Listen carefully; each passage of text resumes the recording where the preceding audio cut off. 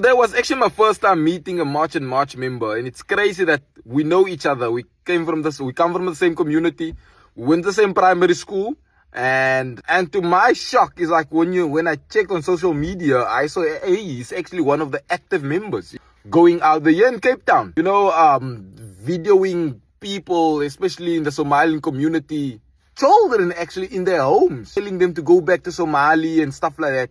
And I'm like, and then I tried to message him, and he didn't reply. And today we actually met in person. And then we spoke more in detail. And I told him, look here, brother, that's now because you think you have an iPhone 6. You can now record and have over 10,000 followers. Now you think you are now relevant. You are missing the point over here. I know how dumb you actually are. You failed grade 8. Don't forget about that. You failed grade 8. We were in the same class. I know how you think as an individual. And you didn't complete matric. I know you. I'm just speaking not to the rest of the people, but to you specifically. You come from the same community that I come from. You can't tell me Somalians are selling drugs. You can't tell me Zimbabweans are the problem in our community. You can't tell me that. We know that next door or around the corner, they are gangsters. We know how people lose their lives on a daily. We know the culprit. But I never saw a single day where you stood up against those people. These were my words to him. Because you knew the consequences. You know that the community support this. The community actually gave up on each other. We gave up on the community.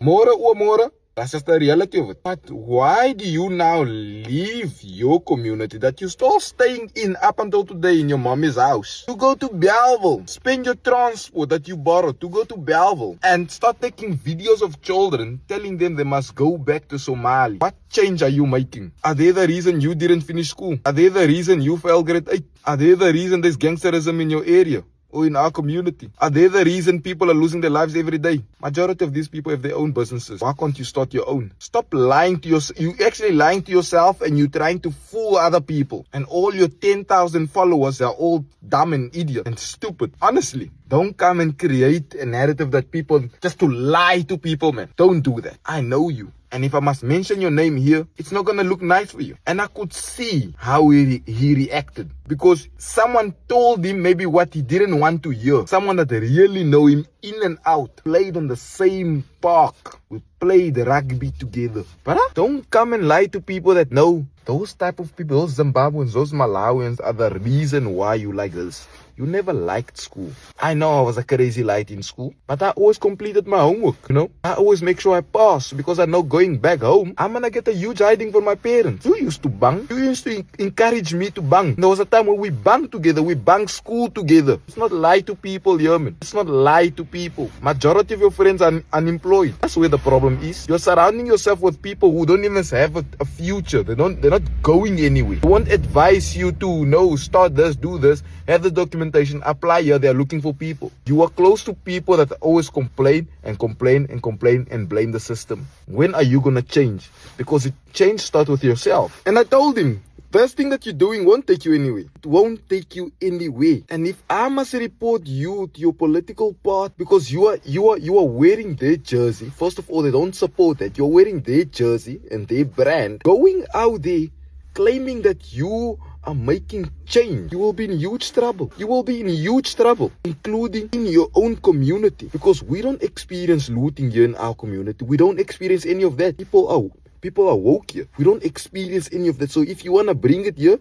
you're putting yourself at risk because you know where the problem is. Exactly where literally the base problem is. But you don't want to talk about it because you are too scared. And immediately he was so silent and he apologized. And when I look again on his social media, he deleted some of the video because I gave him a reality check of life, of how people are being separated in our own eyes. Let's not make decisions based on emotion. It's time for Africa to stand up. It's time for Africa to be united. Criminals should be treated like criminals, regardless where you come from. Because whether you are robbed by a foreigner or an immigrant, or you are robbed by a local South African, there is no difference. You are still robbed. You still got hurt. So those people don't have an identity. All they know is crime. And to be honest with you, locals are more into crimes than foreign nationals. But let's put that foreign national aside. We need to start treating criminals like criminals. Whether you're You come from whatever country or you are local, we'll treat you the same. And immediately he told me, thank you for telling me such thing. And I gave him 1 or 2 ideas on how we can change his life, on how we can uplift his life. You've got good potential. You've got good potential. I know how your mommy feels about you. But maybe you never had someone that is maybe the same age as you, or someone that has a good mind to tell you the truth. But I'm glad we met each other. I'm not going to mention your name. And don't feel offended about anything that I said. It's time to wake up.